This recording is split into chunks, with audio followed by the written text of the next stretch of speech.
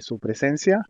Creo que es un buen momento para compartir y para trabajar en conjunto con la intención de que podamos agregar algún tipo de valor para buscar solución a la problemática que vivimos todos, como lo es el coronavirus.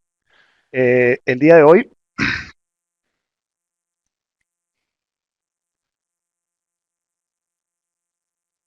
El día de hoy vamos a ver cómo las herramientas analíticas, ¿sí? A partir de las buenas prácticas, nos permiten a nosotros mitigar y contener de alguna manera los efectos negativos del coronavirus.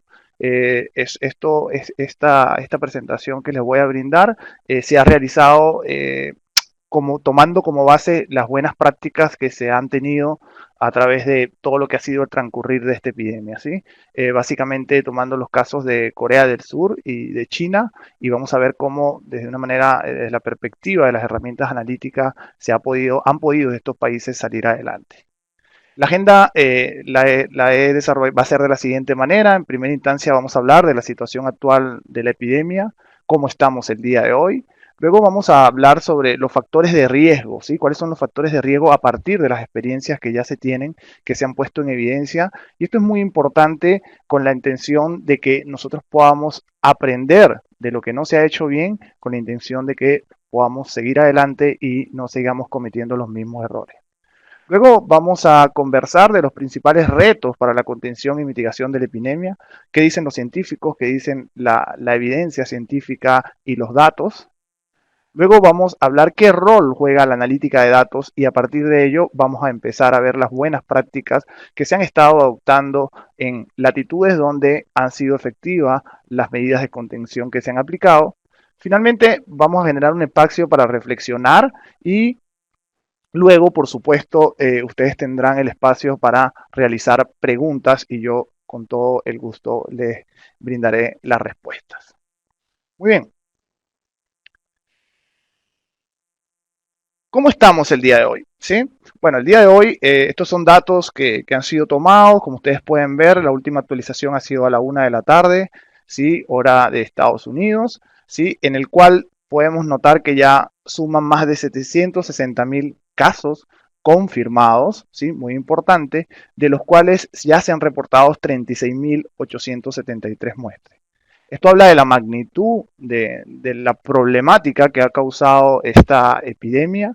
Obviamente es claro para nosotros, prácticamente el mundo se ha paralizado el Perú, se ha paralizado la región, se ha paralizado las grandes economías del mundo, como es el caso de Estados Unidos.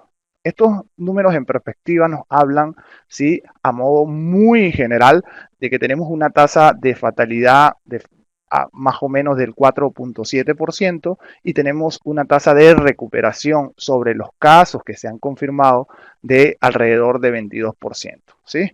Este es un primer approach que nos permite a nosotros ver la magnitud y el impacto de esta epidemia en todo el mundo.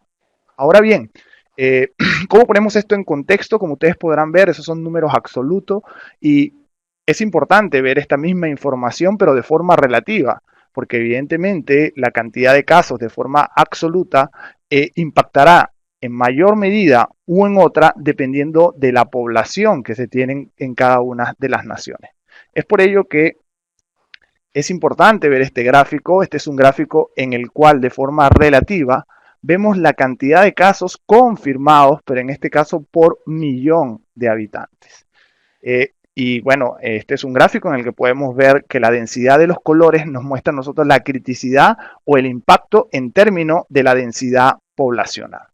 ¿Sí? Los casos más relevantes acá se pueden ver cuál es el caso de Italia, ¿sí? Es el caso de Italia y de España. Son los números, ahí pueden ver que la densidad, el color es más fuerte y esto es porque aproximadamente ya son alrededor de 150 y 150 personas por cada millón de habitantes.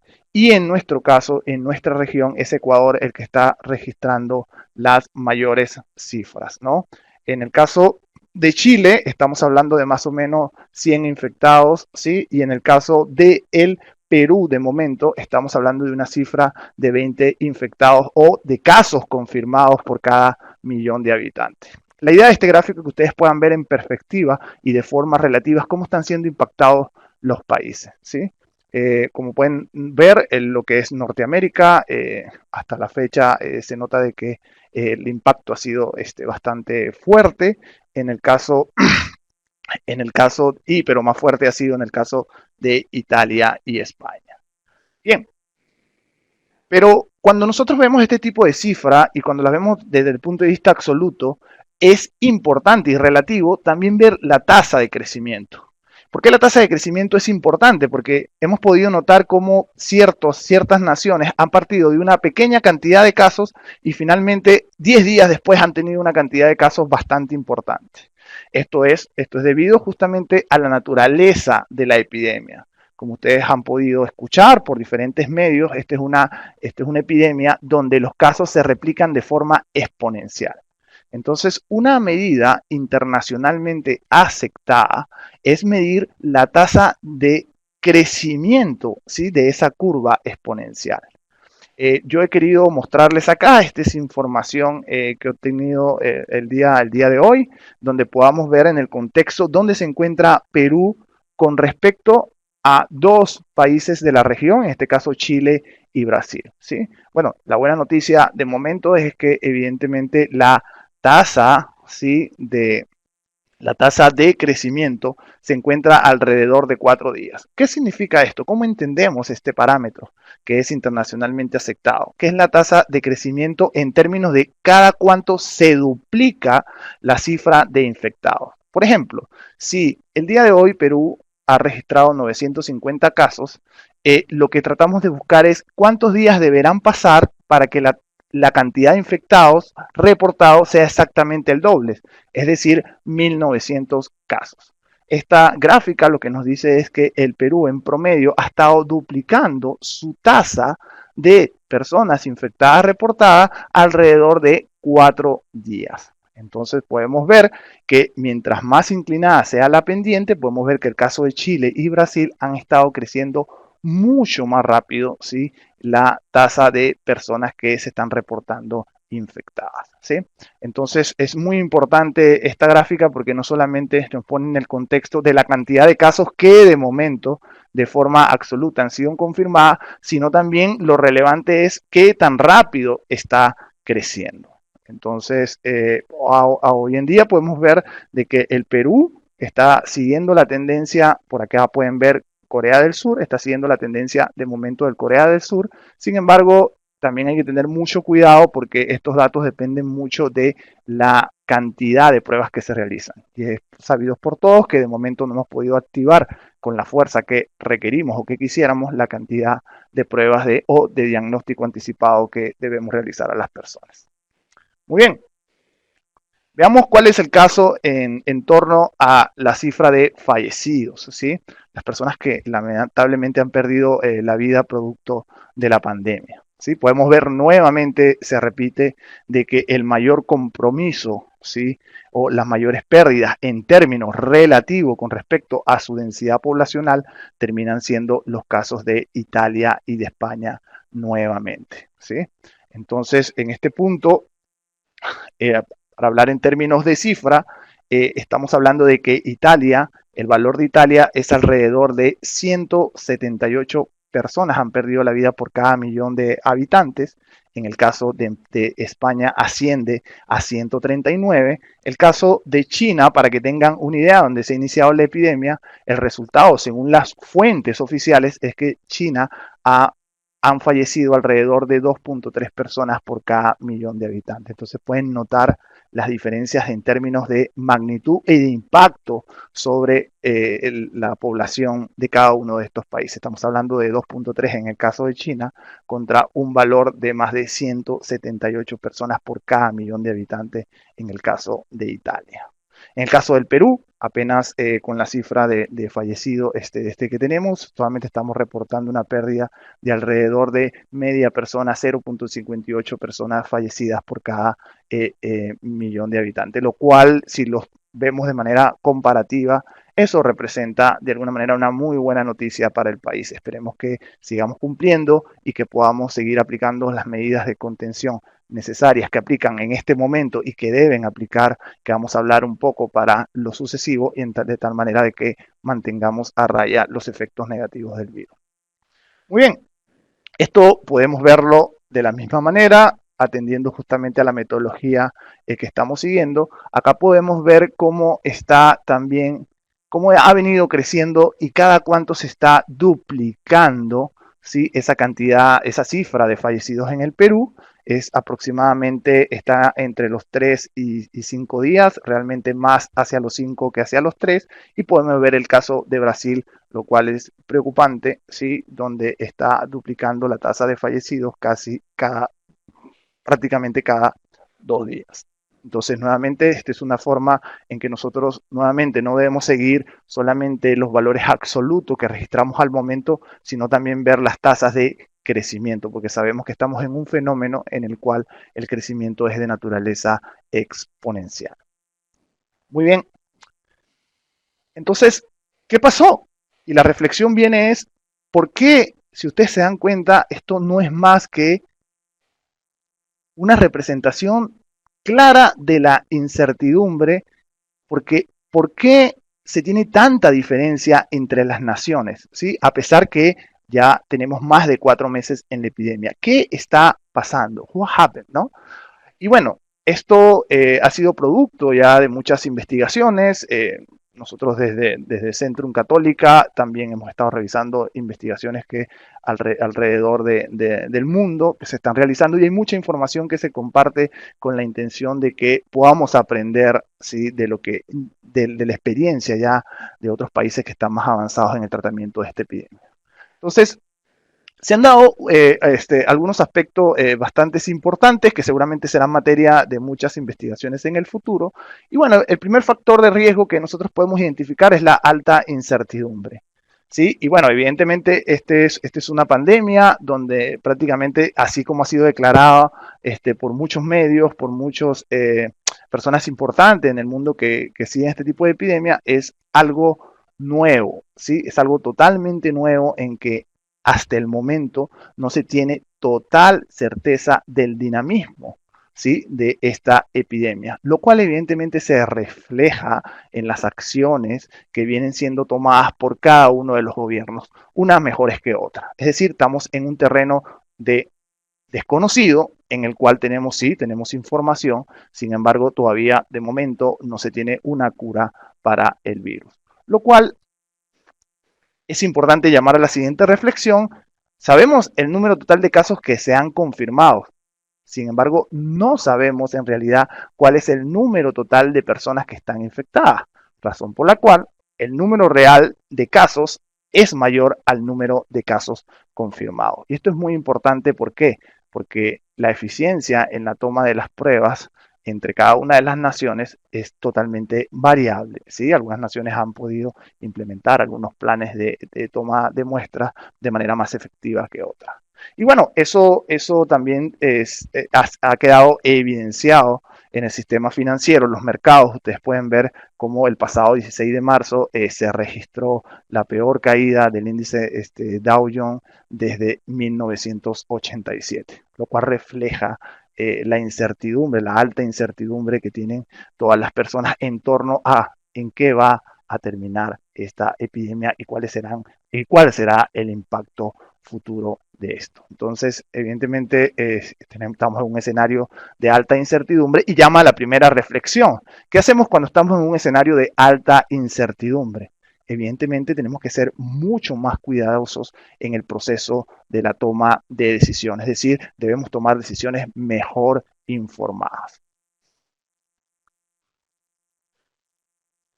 El otro factor de riesgo y que llama mucho la atención, sobre todo por estas latitudes, es muchas veces nos preguntamos, oye, ¿cómo puede ser que muy a pesar de que la Organización Mundial de la Salud y muchos voceros científicos que están trabajando en esto y dan algunas medidas, como por ejemplo evitar el contacto directo, todavía vemos personas que están a cargo de naciones actuando, si se quiere decir, de una manera un poco irresponsable?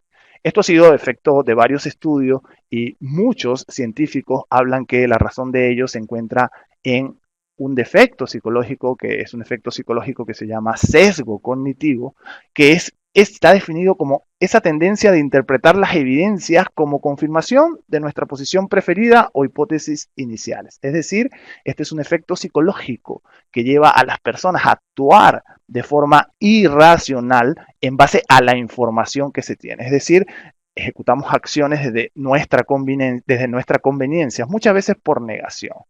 Esto se ha evidenciado, o sea, han sido muchos los mandatarios que en las primeras etapas de la manifestación de la epidemia han de alguna manera subestimado el impacto que ésta pudiera causar. Y esto justamente viene explicado en ese tipo de sesgos cognitivos que tienen estas personas y que evidentemente sí ha impactado sí, de manera negativa en algunas latitudes que hoy en día están pagando lamentablemente las consecuencias por las malas decisiones. Ahora, el otro factor de riesgo es las soluciones parciales, ¿sí?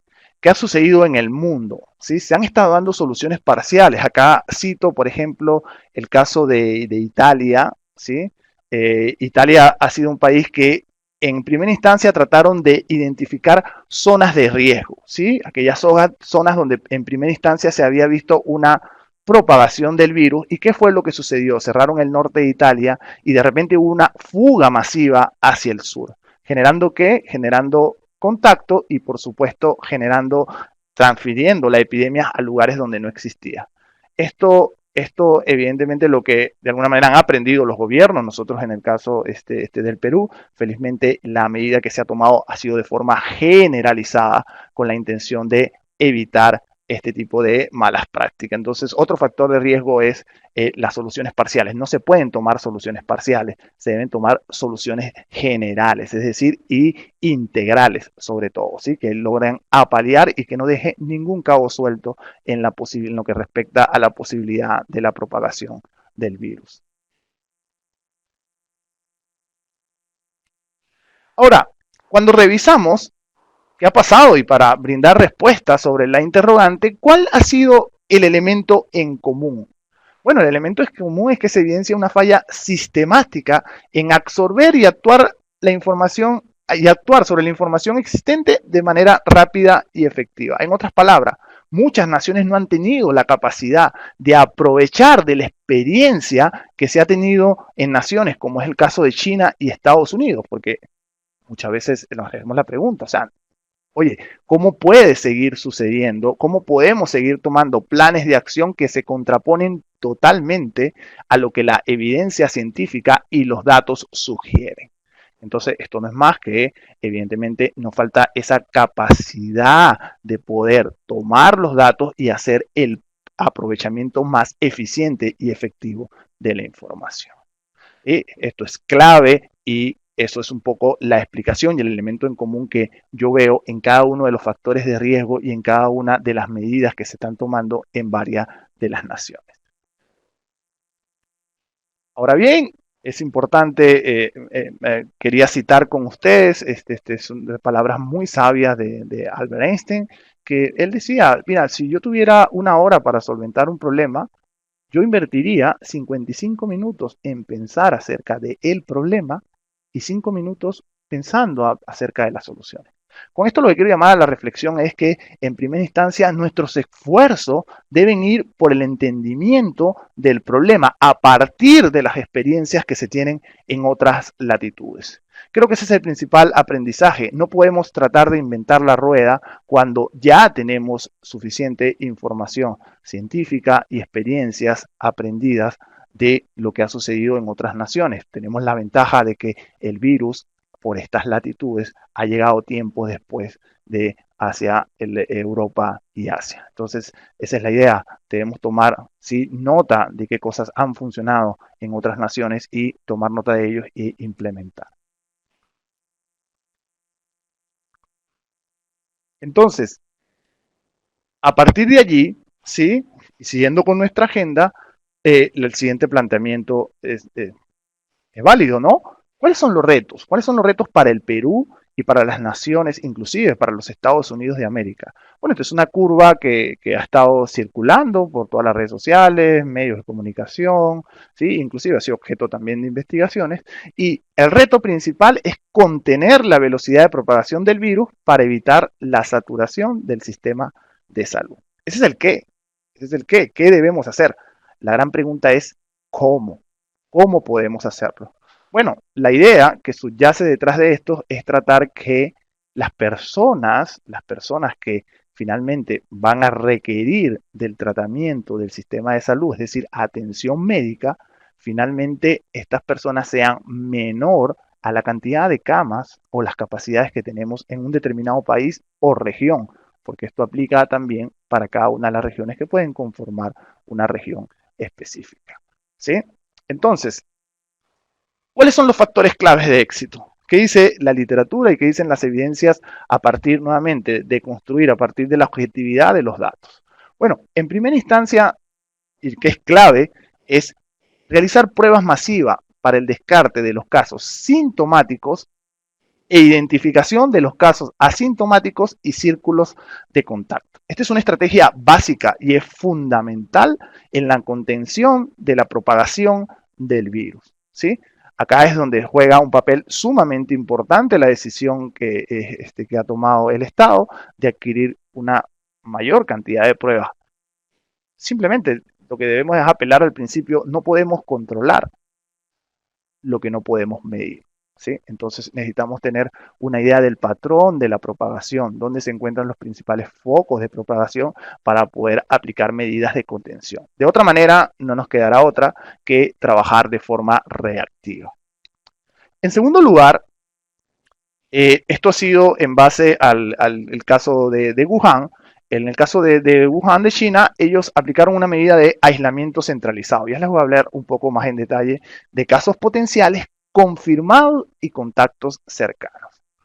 Finalmente, ellos también aplicaron medidas de aislamiento social. Probablemente ustedes se hagan la consulta, bueno, ¿y cuál es la diferencia entre el aislamiento centralizado y el aislamiento social?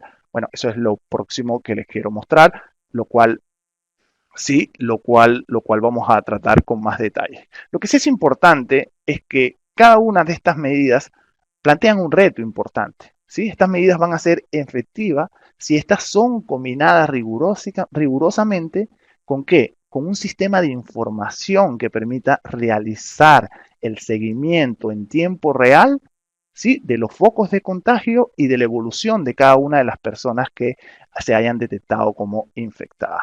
¿Sí? Esto es un importante reto porque nos demanda la necesidad de que tengamos un sistema de información centralizado y sobre todo en tiempo real. ¿Cuál es la idea? La idea es el siguiente, ¿sí? Acá esto se ha hecho un modelamiento en el cual hay dos estrategias cuando, de acuerdo a lo que se ha venido implementando, hay dos estrategias cuando hablamos de aislamiento. La primera es la que estamos siguiendo nosotros en el Perú, que es la cuarentena en casa, ¿sí?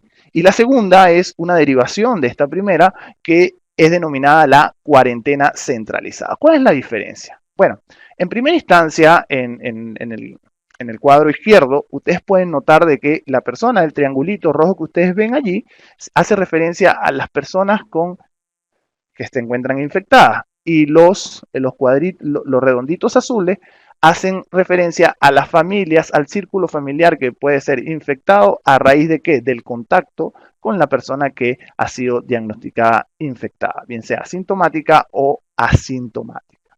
Entonces, haciendo algunas pruebas, ellos pudieron notar que la manera más efectiva de aplicar la cuarentena era de aislar, ¿sí? Aislar a las personas infectadas, a su círculo familiar y a todos los contactos cercanos de estas personas. ¿Con qué intención? Con la intención de evitar que un infectado que esté guardando la cuarentena en su hogar pudiese contagiar a las personas de su círculo cercano. Esto al final sí se tradujo en el siguiente plan táctico. Y acá hay un tema muy importante, que es la forma en que se estructura la información. En algún momento de la epidemia en China, se dieron cuenta de que ellos podían modelar o predecir el virus, y para la predicción del virus se hacían falta de determinar algunos estados básicos de la enfermedad. Esos estados eran los siguientes: cuando un caso era confirmado, cuando se presumía o existía un caso potencial, casos que tenían fiebres pero que no habían sido confirmados, y los contactos cercanos. ¿Por qué esto? Porque esta era la información necesaria, el estado que se le debería asignar a cada uno de los individuos con la intención de poder aplicar los modelos predictivos. El tema era el siguiente: cada aquellas personas que finalmente se confirmaba el caso eran aislados inmediatamente en hospitales y se le daba el cuidado médico específico. Es por esto que en algún momento en la epidemia pudimos notar cómo de forma acelerada China optó por construir hospitales de campañas distribuidos estratégicamente donde ellos habían determinado el mayor foco de infección para poder tratar a estas personas. Luego teníamos casos que eran potenciales, se presumía que eran casos potenciales, y estos eran centralizados en hoteles que tenían las medidas de cuidados específicas para hacer un seguimiento a estas personas. Luego existían casos con fiebre y finalmente los contactos cercanos. Todas estas personas eran aisladas de su círculo familiar y aisladas entre sí. Solo ellas estaban en un mismo lugar en el momento que eran confirmados. Bastaba con que ellos pertenecieran a cada uno de los grupos y eran confirmados, y finalmente eran llevados al hospital para el tratamiento específico. En otras palabras, esta táctica al final tiene una base conceptual y científica importante. Esto está íntimamente relacionado con un modelo de propagación epidemiológica dinámico que lleva por nombre SEIR, y fue el modelo además que ellos pudieron utilizar para proyectar la propagación del virus. Entonces es un claro ejemplo cómo ellos, a partir de la evidencia científica y el modelamiento y las situaciones, el análisis situacional que hicieron, pudieron implementar su táctica, ¿sí?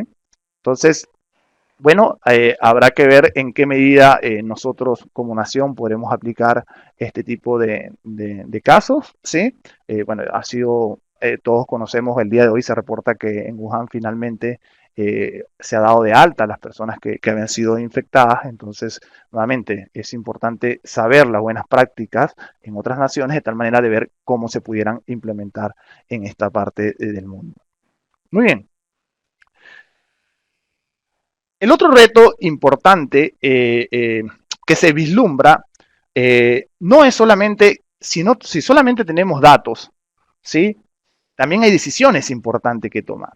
¿Por qué? Porque sobre todo en nuestros países sabemos que los recursos son limitados. Entonces nosotros tenemos que hacer el uso más óptimo de los recursos. Entonces el próximo reto que yo vislumbro es la optimización de los recursos disponibles para la protección, en primera instancia, del personal médico, la prevención y el tratamiento de los afectados. Y llama la atención cómo en economías desarrolladas, ¿sí? Como es el caso de los Estados Unidos, todavía se pone en tela de juicio, ¿sí?, la cantidad de respiradores que puede estar solicitando otro mandatario en un estado diferente. ¿Qué evidencia esto? Que evidentemente no existe objetividad, ¿sí?, en torno al cálculo de la cantidad específica de ventiladores sobre la base de la información que se tiene. Entonces esto plantea varias necesidades y puntos claves que se deberían tomar.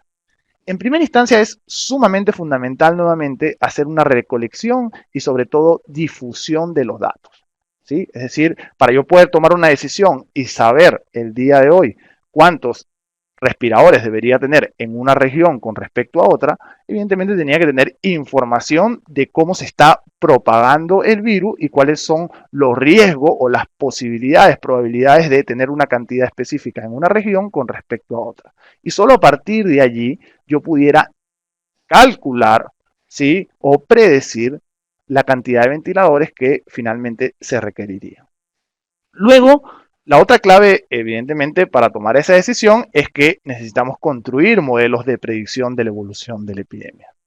Para construir los modelos y para alimentar el modelo, previamente requerimos los datos. De allí es que es sumamente importante la información. ¿Por qué? Porque en un escenario de alta incertidumbre, no podemos tomar decisiones, ¿sí?, de forma subjetiva. Lo debemos hacer de forma objetiva, acotando la incertidumbre. Una forma de acotar la incertidumbre es utilizar la información que se genera a través de los datos, de la dinámica del mismo fenómeno. Y finalmente, también es sumamente importante el que se realice una estandarización de los indicadores de la propagación y efectos del virus en las diferentes entidades. ¿Qué quiero decir con esto? Que es muy importante que los indicadores de seguimientos y de evaluación de la epidemia que se están utilizando, por ejemplo, en Lima, sean los mismos que se utilicen en Loreto, que sean los mismos que se utilicen en La Libertad, que sean los mismos que se utilicen en Santiago, que sean los mismos que se utilicen en Bogotá. ¿Por qué? Porque si nosotros queremos generar comparabilidad para ver qué está funcionando en una región y poderla aplicar en otra, tiene que haber uniformidad o estandarización con respecto a los indicadores que utilizamos para la medición y evaluación de la epidemia. Es por eso que existen esas diferencias probablemente de opiniones entre dos mandatarios, porque lo más probable es que no estén utilizando los mismos criterios para la determinación de la necesidad de un recurso en específico. Muy bien. Ahora bien, siguiendo, ¿sí?, al título de nuestra que nos trae acá el día de hoy, es ¿cuál es el rol? ¿Qué rol juega la analítica de datos, ¿sí?, en la prevención, mitigación y contención de los efectos negativos de la epidemia?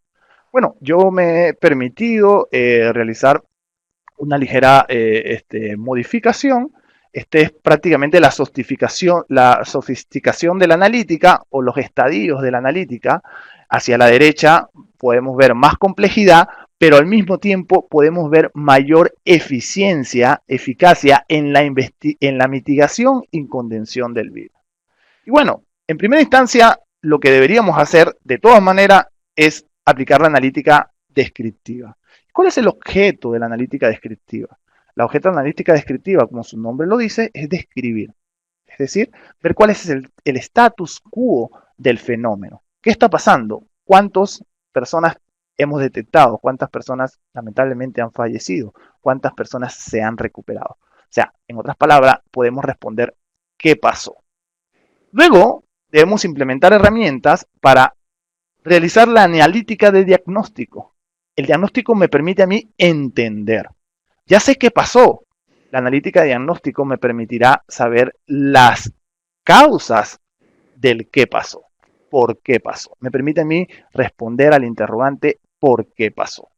¿Cuáles son las causas? Finalmente, evidentemente, cuando yo sé por qué pasó, puedo mitigar, es decir, tomar acciones, y esa es la razón por la cual, en la medida que voy a la derecha de la sofisticación analítica, en esa medida tengo mayor eficacia. Finalmente vamos al próximo estadio, que es la analítica predictiva. ¿Qué me permite a mí la analítica predictiva? Bueno, la analítica predictiva me permite a mí, valga la redundancia, construir modelos que me van a permitir predecir cuál va a ser la propagación del virus. ¿Con qué objeto? Con el objeto de poder destinar los recursos que hagan falta con anticipación y evitar, evidentemente, una tasa de mortalidad por el hecho de que no tengamos los equipos en el momento que se requieran.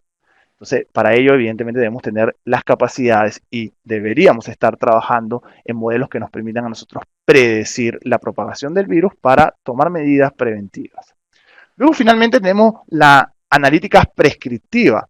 Como su nombre lo dice, lo que hacemos es prescribir. Lo que buscamos acá es optimizar, ¿sí? Es decir, acá planteamos escenarios. A partir de los modelos de predicción que hemos construido en la fase previa, construimos escenarios. ¿Qué pasa si? ¿Qué pasa si yo implemento esta medida y al final lo que busca es adoptar esa acción, ¿sí? Esa acción que me permite a mí optimizar al máximo el rendimiento de lo que requiero? En este caso sería el tener la máxima eficacia en la mitigación y contención de la epidemia. Muy bien. Entonces, veamos casos prácticos, ¿sí? Acá podemos ver la manifestación de la analítica descriptiva.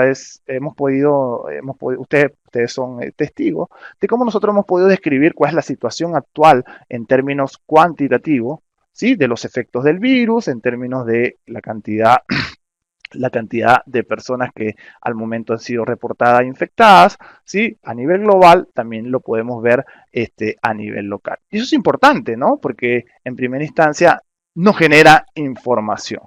Y solo al momento que yo tengo información me puedo armar un criterio y poder actuar de forma más responsable. Luego tenemos la analítica predictiva y prescriptiva. ¿Sí? ¿Cuál ha sido la mejor práctica? Ustedes pueden ver, bueno, esta es una herramienta además que entiendo que está disponible para los gobiernos, ha sido una herramienta que ha sido utilizada por el gobierno chino, ¿para qué? Para predecir los picos de la magnitud de la epidemia. Al mismo tiempo, le permitía a ellos ver la magnitud en la propagación. ¿Y en términos de qué? De los infectados activos, de los recuperados, de las personas que lamentablemente fallecerían y de los casos críticos. Finalmente, ellos le permitía realizar un análisis de sensibilidad bajo tres condiciones: una condición optimista, una condición neutra y una condición pesimista. El nivel de precisión de este modelo ha llegado a alcanzar hasta el 98% y ha sido aplicado o testeado en 31 provincias de China. Es decir, les permitió a los tomadores de decisiones, bajo ciertos planes de acción, ¿sí? O de comportamientos de la sociedad, cuál era la posible manifestación en la propagación de la epidemia. Entonces, evidentemente, este es un claro ejemplo cómo a través del uso de herramientas analíticas, específicamente acá se hizo el uso de la inteligencia artificial a través de el Machine Learning y Deep Learning, haciendo uso también de herramientas matemáticas, como es el caso del modelo dinámico SEIR, para poder proyectar, ¿sí?, cuál iba a ser la propagación del virus bajo diferentes escenarios. Esto lo que hace es mostrar cómo ellos pudieron prescribir a partir de qué, del uso de la analítica. Esta es una herramienta que está disponible hoy en día, el gobierno chino a través de Alibaba, han puesto a disposición de todos los gobiernos de tal manera que puedan hacer uso de sus modelos para la proyección y prescripción de los planes que ellos deben aplicar. Otro caso de éxito es y manifestación de la analítica predictiva es el caso también del Damos AI System. Este es un sistema que fue desarrollado con inteligencia artificial y que permitió en solo 20 o 30 segundos diagnosticar y también hacer el seguimiento de la evolución en la cura de los pacientes a través de la las tomografías computacionales, ¿no? Entonces, esto evidentemente en solo 20 segundos pudo realizar tareas que eran realizadas por los médicos en 5 a 6 minutos que debían analizar, lo cual ayudó bastante en la detección y sobre todo en el seguimiento de los casos que fueron confirmados. Luego tenemos un caso también muy importante, ha sido la fabricación de las vacunas en Corea del Sur. ¿Sí? Esto ha sido noticia en todo el mundo, como una empresa pudo fabricar más de 250.000 vacunas y pudieron empezar a fabricar 3 semanas después de que se detectó el primer caso en Corea del Sur. ¿Sí? 3 semanas después terminaron la fabricación, unas semanas después tuvieron la aprobación. Y bueno, cuando toman la entrevista al responsable de esta organización, hace la siguiente reflexión. Dice, sin una computadora, nosotros, sin el uso de las computadoras y las herramientas de inteligencia artificial, nuestro equipo tal vez hubiese tardado 2 o 3 meses, ¿sí?, en realizar el kit de prueba. Sin embargo, gracias al uso de la inteligencia artificial y de la potencia computacional, pudieron desarrollar estos kits en un tiempo récord que les permitió aplicar medidas masivas de testeo, de pruebas hacia las personas y medidas de contención que finalmente se han visto reflejados en la velocidad con que pudo contener la enfermedad Corea del Sur. ¿Sí? Eso es una de las razones del éxito de Corea del Sur. Entonces, a partir de ello, ¿sí? Podemos crear algunas reflexiones, ¿no? ¿Sí? Y la principal reflexión de todo lo que hemos visto hasta ahora es que la rápida recolección, es decir, de toma de pruebas y seguimiento de las personas y difusión sobre todo de los datos es de suma importancia en la contención y mitigación de los efectos de la epidemia. ¿Sí? Esa es una de las principales enseñanzas que hemos podido notar de las buenas prácticas de las naciones que han podido contener esta enfermedad hasta ahora. Así lo indica la Organización Mundial de la Salud. La Organización Mundial de la Salud dicen que los datos, es decir, la toma de pruebas y de alguna manera la difusión de los resultados de esa toma de pruebas es fundamental para los sistemas de salud. Sí, llama mucho la atención el día de hoy, durante la rueda de prensa que estamos acostumbrados a tener todos los mediodías. Bueno, el ministro de Salud lo hizo así ver de que era estrictamente necesario, sobre todo, tener una comunicación mucho más fluida, por ejemplo, con la región de Loreto, para tomar acciones mucho más inmediatas y evitar y contener la propagación del virus en esa región en específico. También basta con ver el gráfico que tienen a la derecha y allí está la explicación del por qué la eficiencia. ¿Sí? Si ustedes notan, Corea del Sur, ¿sí? Esto es el número de pruebas realizadas por millón de habitantes. Corea del Sur logró realizar una cantidad de más de 220.000 pruebas, ¿sí? En un tiempo muy, muy corto, lo cual representa de que en términos relativos pudo realizar alrededor de 6.600 pruebas por cada millón de habitantes. Es decir, ellos evidentemente tuvieron una gran cantidad de información y a partir de esa información, las decisiones que tomaron fueron más precisas. Entonces, evidentemente la estrategia de la toma de pruebas es sumamente importante en la contención de esta enfermedad. ¿Sí? Entonces, esa es una reflexión muy, muy, muy importante. Si ahorita, ahora en el Perú, y bueno, en el caso inclusive en los Estados Unidos, a la fecha de este reporte, 20 de marzo, apenas en este momento hemos realizado 300 pruebas por cada millón de habitantes. Sin embargo, sabemos de que estamos a puerta y seguramente esperemos que estemos a tiempo de realizar las pruebas para poder tener la información y realizar los planes de contención y mitigación que se requieren.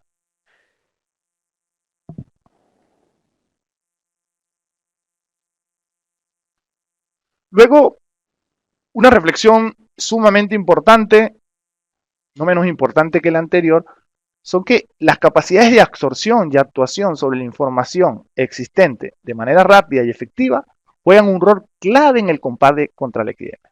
¿Qué quiero decir con esto? Que tenemos que tener la capacidad de absorber la información, como lo estamos haciendo ahora, ¿sí? De poder captar la buena práctica, realizar el trabajo que debamos realizar para poderlas implementar, ¿sí? En nuestra nación, porque seguramente habrán que hacer modificaciones, adecuaciones, pero esto demanda la siguiente necesidad. O sea, tiene que haber un trabajo articulado entre el gobierno, la academia, el sector privado, la industria y nosotros como sociedad. ¿Sí? Nosotros como sociedad, hablo desde lo personal, pero también hablo nosotros como academia en representación de Centrum Católica. Es sumamente importante. ¿Sí? ¿Por qué? Porque yo estoy seguro de que hay una gran cantidad de profesionales que tienen la capacidad de interlocución y sobre todo de entendimiento de muchos temas complejos de inteligencia artificial, de machine learning. Seguramente tenemos esas capacidades en varias de estas universidades. ¿Para qué? Para ponerlas a disposición del gobierno y podamos realizar el máximo aprovechamiento de las experiencias que ya se tienen. La otra reflexión es que ha quedado evidenciado que las naciones con las capacidades en las tecnologías emergentes como inteligencia artificial, machine learning, deep learning, han logrado contener con mayor eficacia la propagación de la epidemia. Entonces, es evidente que nosotros esto debería ser en lo adelante, uno de los puntos estratégicos en la agenda actual, ahora mismo, y en la agenda futura del Perú y de todas las naciones. Hemos podido notar cómo estas empresas, en el caso de la empresa de Corea del Sur, ha podido realizar unos kits de prueba en el menor tiempo posible gracias a que al uso de la herramienta, en este caso de la inteligencia artificial. Pero recuerden que para nosotros poder hacer uso de esas herramientas, primero debemos tener las capacidades. ¿Sí? Es decir, nosotros como academia debemos en lo adelante, evidentemente, como lo hacemos en varios de nuestros cursos, construir las capacidades de nuestros alumnos para que puedan responder a los retos del futuro. ¿Sí? Entonces, y esto se logra ver allí. Fíjense, Corea del Sur, cuál es la curva, ¿sí? De la cantidad de personas que finalmente fueron confirmadas sus muertes con respecto al resto. Algo han hecho diferente, ¿sí? Y sí, sí lo han hecho diferente. Y en primera instancia ha sido el poder hacer pruebas, entre otras medidas que también tomaron, tomar decisiones y planes de acción informados. La adopción de las nuevas tecnologías también es un aprendizaje muy importante, ha venido acompañado de un nivel de articulación integral a nivel del país que ha permitido su implementación oportuna. Traigo a colación, esta es la segunda vez que le muestro la imagen que está hacia la derecha, este es un modelo de la cuádruple hélice que justamente plantea de que para realizar un desarrollo sostenible, en este caso, el poder tener una mayor eficacia en la contención y propagación del virus, deberíamos actuar de forma integral, ¿sí? Entre los entes que hacen vida en un país, en una región. Esto es gobierno, academia, industrias y comunidades, ¿sí? Más adelante este modelo fue ampliado, ¿sí? Por una hélice más, que es el medio ambiente y que creo que va a ser, de hecho, va a ser objeto más adelante de otro de los webinars que ustedes van a tener la oportunidad de participar. ¿Por qué traigo nuevamente a colación la fabricación de los kits de prueba? Bueno, como les he comentado, en tiempo récord se le pudo emitir la licencia a esta empresa para que los kits de pruebas pudieran ser finalmente usados. Es decir, pasaron 3 semanas entre el periodo de finalmente la fabricación del primer kit y solo una semana con el otorgamiento de la licencia. ¿Y eso por qué? Porque hubo un trabajo conjunto entre el ente regulador y el ente que finalmente daba la licencia y el ente que fabricaba, en este caso, la empresa privada. Es un claro ejemplo cuando hay una articulación, nosotros finalmente podemos tener un impacto positivo sobre la sociedad y sobre el resultado que buscamos, ¿sí? Entonces, quiero cerrar en positivo, ¿sí? Esta parte del webinar, ¿no? Para proceder con las preguntas, es que las experiencias de países como Corea del Sur y China nos muestran que la epidemia puede ser contenida, pero eso sí, en la medida que trabajemos juntos con una buena planificación y el uso de las herramientas adecuadas.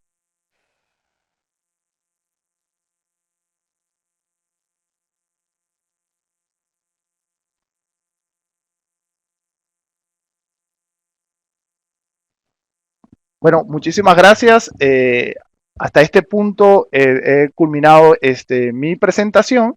Vamos a pasar a la ronda de preguntas y respuestas y estaré dándole respuesta o, en todo caso, indicando más detalle en caso lo requieran de cada uno de los puntos que hemos podido abordar.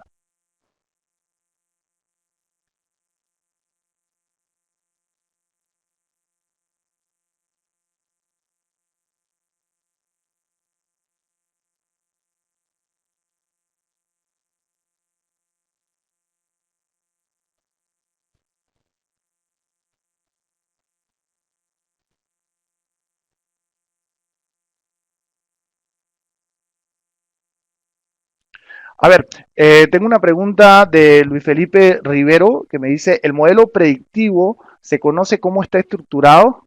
Sí, bueno, el código como tal, el fuente del modelo no ha sido revelado, sin embargo, sí se sabe que el modelo actúa sobre la base de un modelo dinámico epidemiológico denominado SEIR, ¿sí? En el cual las variables de estados que pasan cada una de las personas que tenemos, las personas que están expuestas, ¿sí? Las personas que están expuestas, las personas que son susceptibles a tener el virus, las personas que finalmente están infectadas y las personas que finalmente salen del sistema como recovery, es decir, que ya se han recuperado o que finalmente han fallecido, ¿sí? Ese es un modelo dinámico que se utiliza para estudiar la propagación del virus y es el modelo que ha sido customizado, es decir, hay unas pequeñas modificaciones que ellos han indicado que han realizado y ha sido un modelo sobre la base que han hecho con el uso del Machine Learning y el Deep Learning para poder predecir la propagación de la epidemia.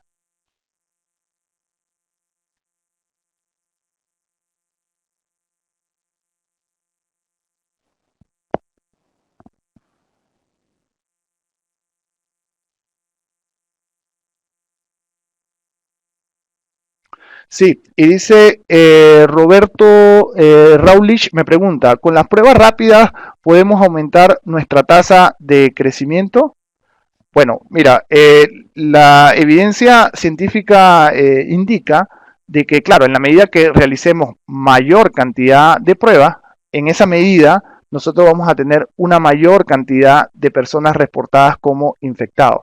Pero eso no necesariamente significa que se vea traducido en una mayor tasa de crecimiento. ¿Sí? Probablemente vamos a transparentar o tratar de tener la mayor cantidad de personas que están infectadas y que probablemente estén asintomáticas, pero lo que importa no es el valor absoluto que podamos obtener, lo que va a importar es el valor que nosotros vamos a ver en el crecimiento, ¿sí? De la cantidad de personas que finalmente generen positivos. Un punto importante, además de recalcar, es que así como el Estado lo ha manifestado, las pruebas rápidas en primera instancia lo que van a permitir es de realizar una primera evaluación que finalmente va a terminar siendo corroborada para el descarte con las pruebas moleculares.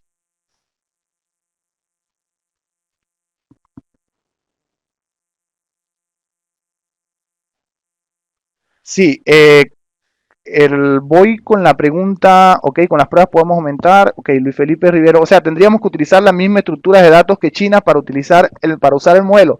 Perfecto, Luis Felipe, esa es una muy buena pregunta, ¿sí? Y claro, yo traté de llamar la atención al momento de que lo hice y sí, ¿sí? Nosotros para poder realizar el uso del modelo, evidentemente debemos alimentar el modelo con las variables que se utilizan para ello. Sí, y nosotros, nuestros reportes deberíamos indicarlos, evidentemente es como y se indica las personas que se han recuperado, la tasa de la cantidad de personas que están infectadas, la cantidad de personas que están potencialmente infectadas y la cantidad de personas que a los contactos cercanos de las personas. Esas son las variables que utiliza el modelo. También el modelo utiliza otras variables como la localización, es decir, los lugares donde las personas habían estado previamente. ¿Sí? Claro, dado el tiempo que ha pasado, seguramente podamos hacer algunas customizaciones del modelo, pero sí, si queremos utilizar la base del modelo SEIR, evidentemente tenemos que clasificar a cada uno de nuestros casos bajo las variables de ese modelo. Así es.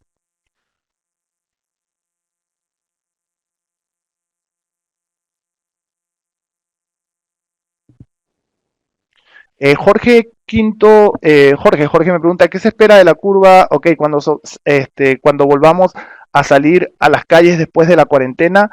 Eh, Jorge, te indico, mira, en este momento y atendiendo justamente a la objetividad que estoy haciendo el llamado, sería irresponsable de mi parte decirte qué puede suceder antes de que no se pueda modelar. Sí es un escenario que se puede prever, ¿sí? Pero siempre teniendo la base de la información. Es decir, este modelo que está siendo compartido plantea varios escenarios y uno de los escenarios es ese, ¿qué pasa si no se utiliza la cuarentena? ¿Cuál es el efecto en la propagación? Pero eso también va a depender mucho de una serie de parámetros que es la tasa de propagación del virus en el Perú y que evidentemente está influenciado mucho con algunas variables internas también, intrínsecas del comportamiento de la sociedad.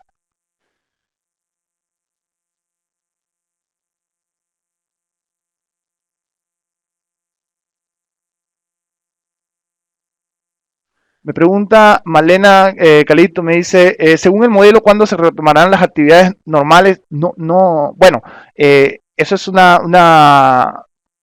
una pregunta que en este momento no puedo contestar por el hecho de que no tengo conocimiento de un modelo como tal.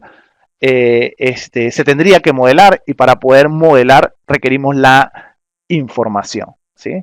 Es por ello que es muy importante el poder tener una base de datos de información en el cual la academia, el sector privado y los científicos del país podamos aportar. ¿Sí? Probablemente el Estado esté trabajando con especialistas, pero eso ha sido otro punto bastante importante y relevante. En el caso de China y ahora mismo los Estados Unidos, la semana pasada, han declarado un hub, así lo han denominado, COVID-19 Hub, en el cual están poniendo a libre disposición toda la investigación científica y los datos específicos del virus. ¿Con qué intención?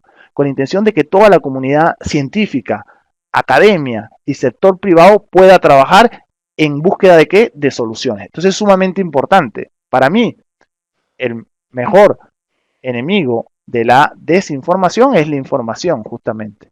Entonces sí, deberíamos trabajar en poder poner a disposición de la academia y de la población científica del país, ¿sí? La información que sea necesaria para poder ayudar y contribuir en la solución de la problemática.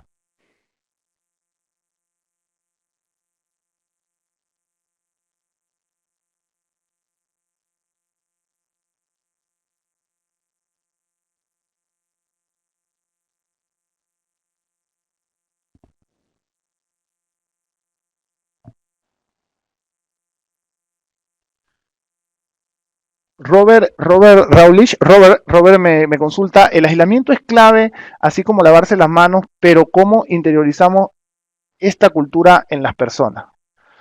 Mira, hay un concepto que hemos estado trabajando también nosotros como investigadores, porque el mundo después de esta epidemia, inclusive nuestro país, seguramente no va a ser el mismo del que teníamos antes.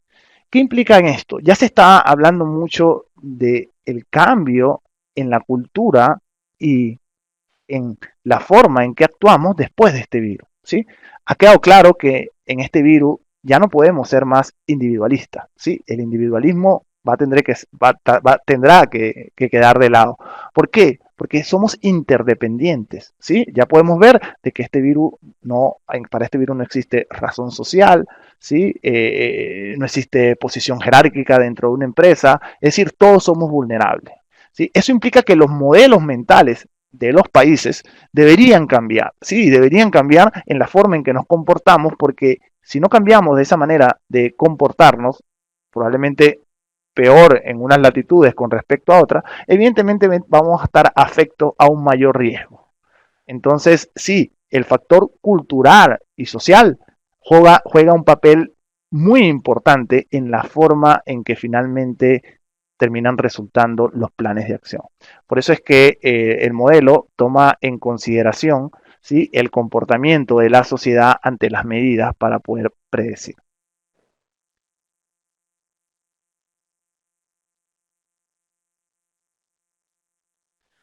Sí,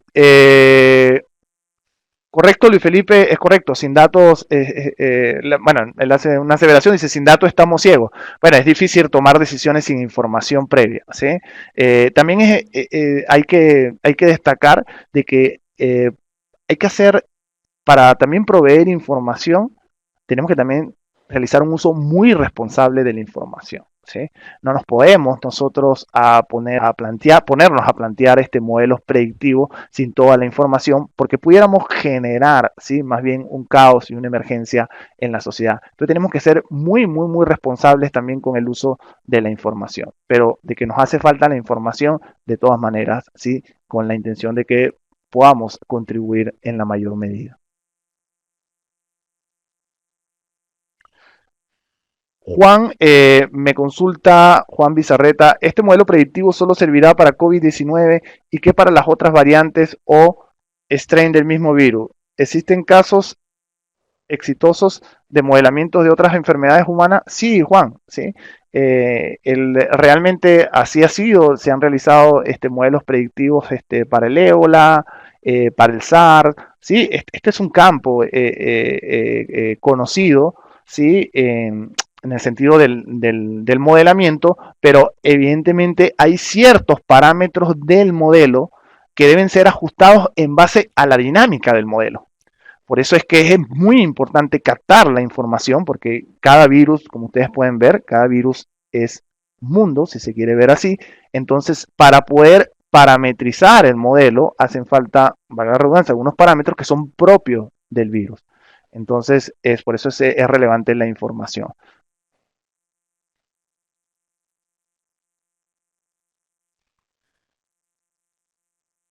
Alexander Parra me pregunta, profesor, ¿ya hay noticias sobre la estandarización de los indicadores de propagación en los países? Mira, la verdad, no tengo información de que se esté realizando de esa manera. Sí he visto algunas declaraciones de parte del Estado al inicio, inclusive de que se inició la cuarentena, en el cual se planteaba de que se hicieran de alguna manera reuniones para poder transferir información entre los entes de los diferentes países. Sin embargo, no sé cuál es el avance en esa información.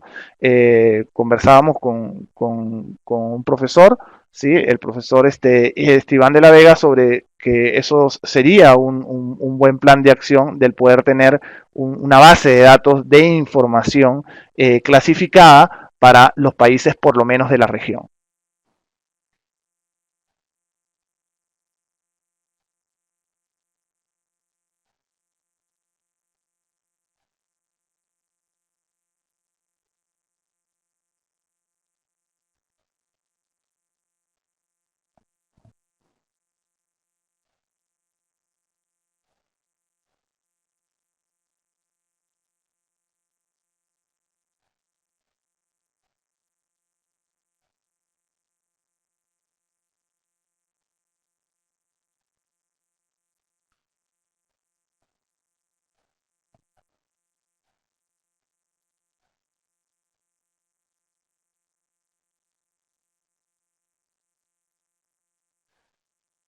¿Sí? Quedo atento a sus consultas.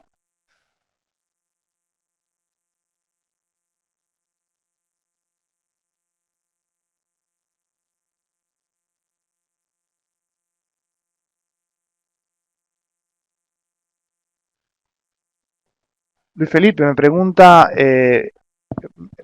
¿podríamos hacer un modelo peruano? Sí, sí, por supuesto que podríamos hacer un modelo para el Perú, sí, pero sobre la base de la disponibilidad de la información. Por supuesto que sí es posible.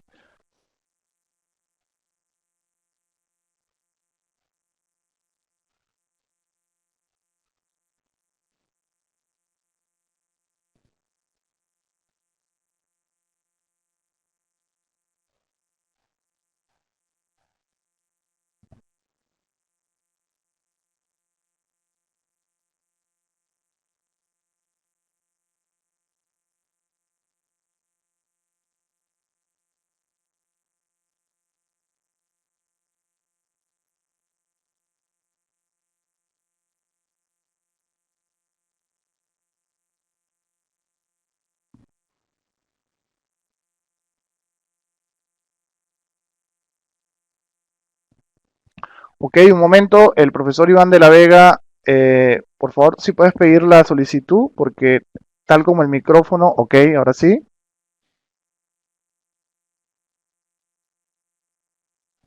Listo, profesor Iván, por favor, lo escuchamos.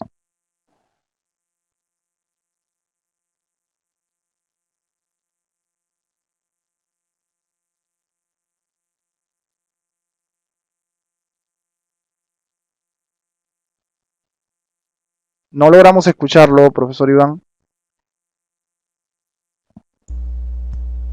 Profesor Iván de la Vega, en la parte superior del Adobe Connect se debe presentar un pequeño icono de micrófono. Debe darle clic hasta que este botón se coloque del color verde.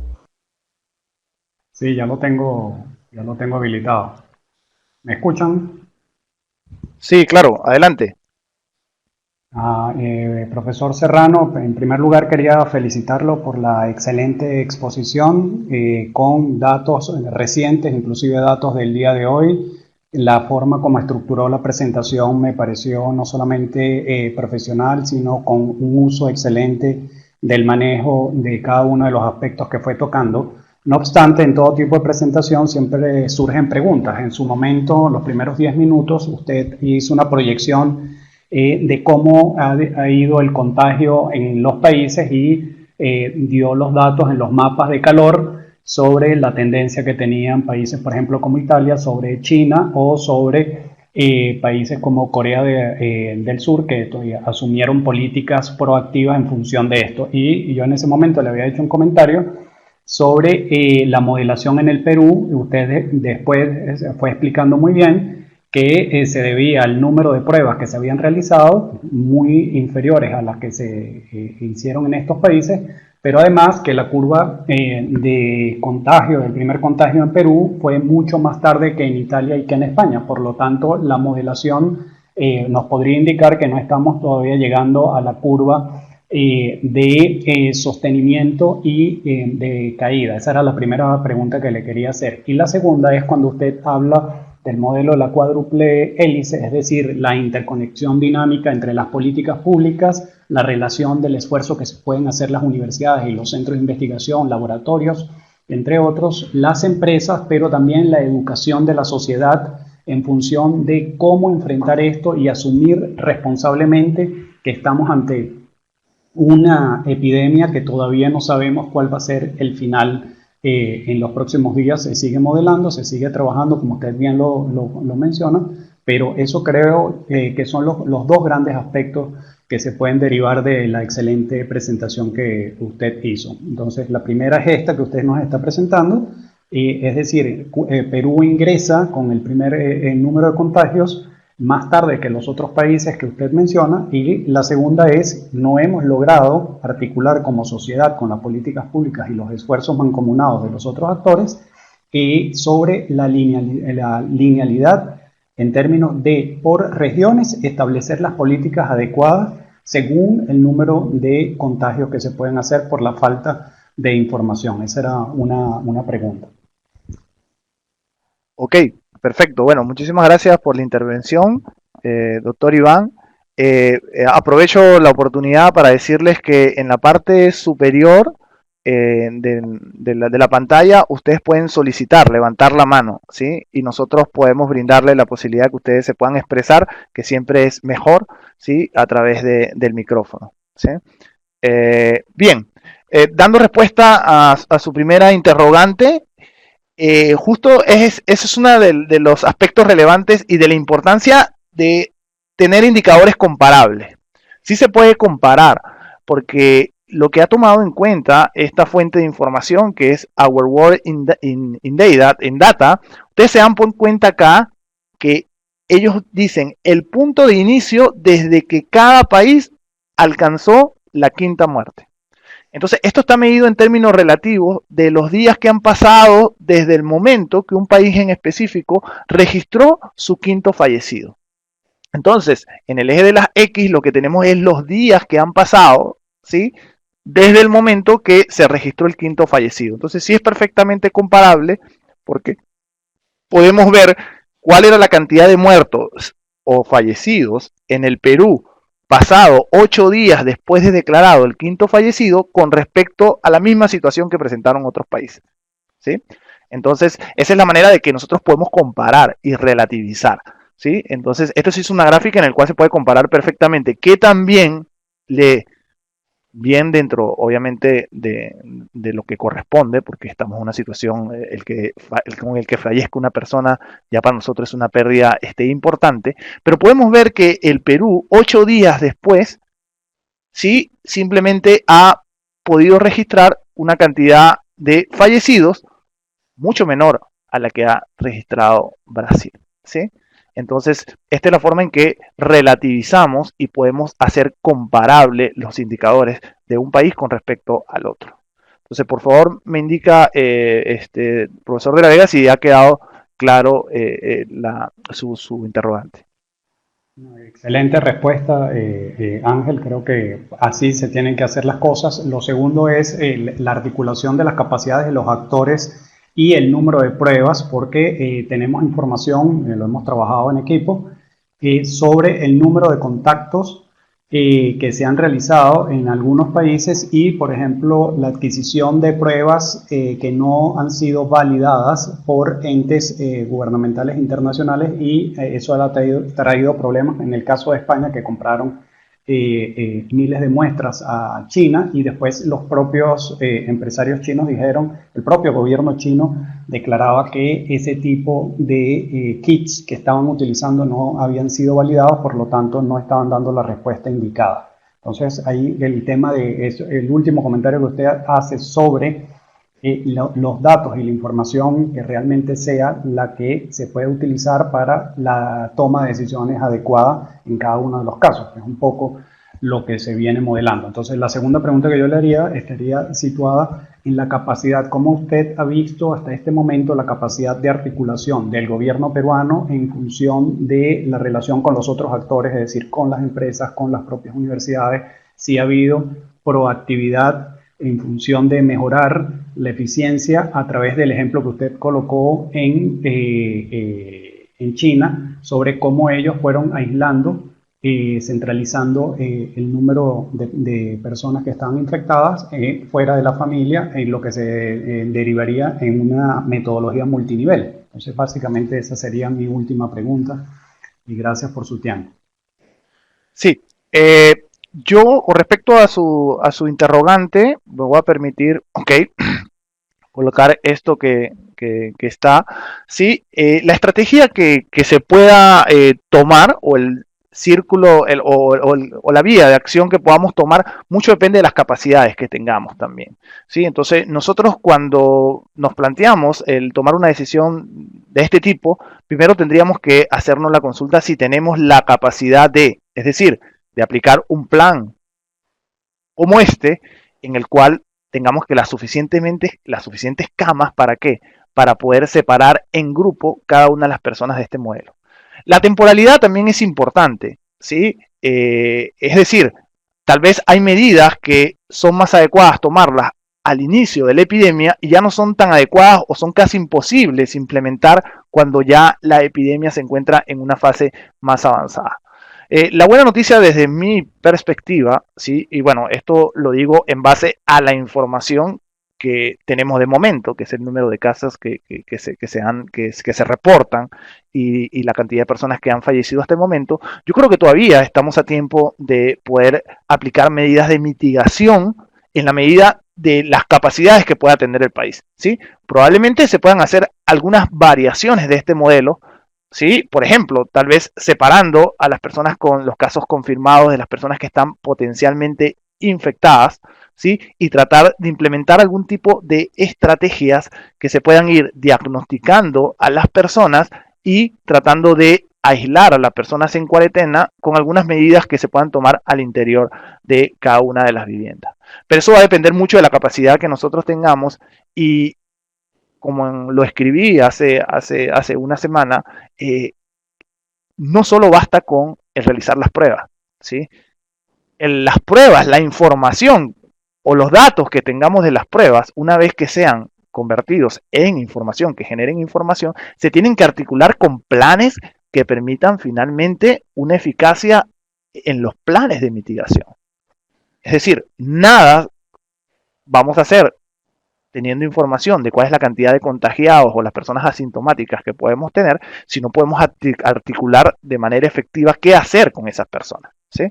Entonces, bueno, yo de momento nosotros hemos estado investigando por nuestra parte, de momento nosotros no tenemos ningún contacto, ¿sí? Con los entes gubernamentales.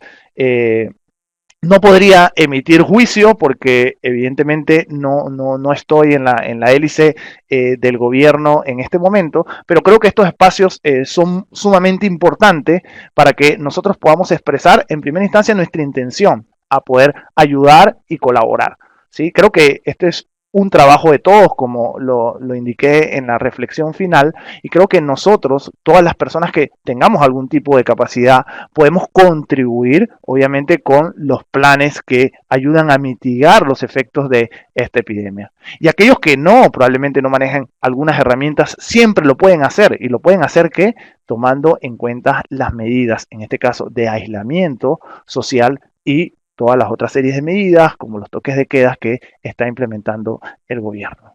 Tenemos que decir que de alguna manera estamos siendo, de alguna manera, tenemos mejores resultados que algunos países que tenemos cercanos y probablemente eso tenga mucho que ver con las medidas de contención que ha realizado el gobierno. Sin embargo, recuerden, hay una tasa de personas asintomáticas que la dinámica de este fenómeno ha realizado y es muy importante poderlas detectar para también poder construir los planes de retorno a las operaciones regulares que nosotros realizamos en la economía, ¿sí? Porque no es un secreto para nosotros de que ahora estamos lidiando con lo esencial, ¿sí? Porque es así, la salud es lo primero, pero después vamos a tener que lidiar con el otro gran efecto que es la economía, ¿sí? Pero bueno, una cosa a la vez o en paralelo en la medida que sea posible, pero creo que en este momento debemos estar preocupados por lo principal que es la salud de todos nosotros. Entonces, profesor de la Vega, espero haberle respondido sus interrogantes.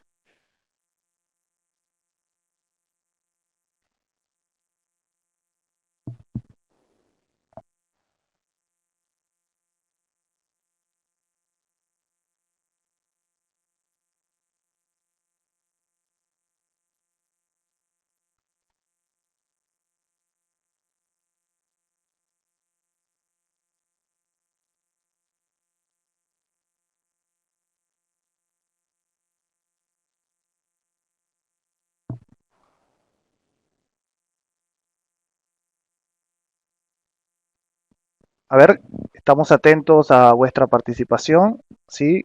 Como les decía, si quieren participar a través de su micrófono, pueden solicitarnos la palabra a través en la parte superior, tienen la forma de levantar la mano y le podemos activar el micrófono.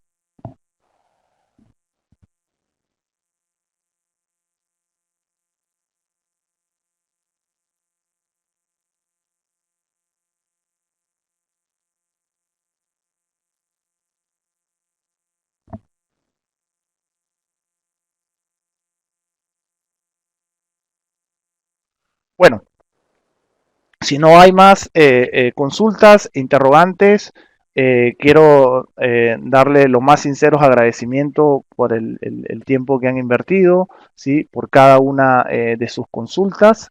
De cualquier manera, nosotros estamos a vuestra completa disposición en caso tengan algún tipo de consulta o requieran algún tipo de contacto, ¿sí? A través de los canales regulares de nuestra institución, ¿sí? De cualquier manera, mi correo es angel.serrano@pucp.pe y con todo gusto estaré recibiendo sus consultas e interrogantes y brindando las respuestas que tengan al lugar. Bueno, muchísimas gracias, que tengan muy buenas noches y recuerden, sí podemos, pero esto es un trabajo de todos. Muchísimas gracias. Muy buenas noches.